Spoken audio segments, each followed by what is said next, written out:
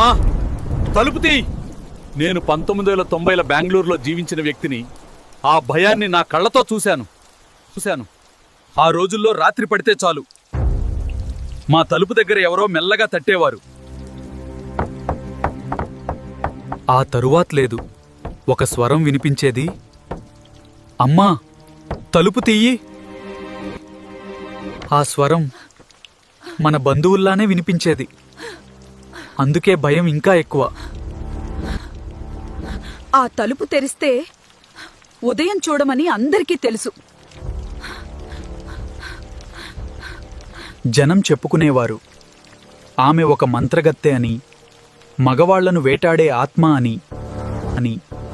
ఆమె భయం మొత్తం నగరాన్ని బంధించింది. రాత్రి 9 తర్వాతమ్మటి బెంగళూరు వీధులు ఖాళీ అయిపోయేవి.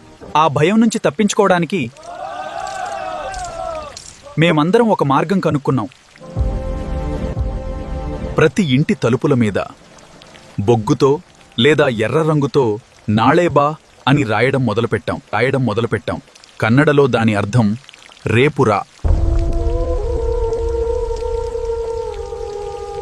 ఆ ఆత్మ వచ్చేది, తలుపు తట్టేది, కానీ ముందు ఆ రాత చదివేది. ఆ తరువాత సరే రేపొస్తాను అని వెళ్ళిపోయేదట.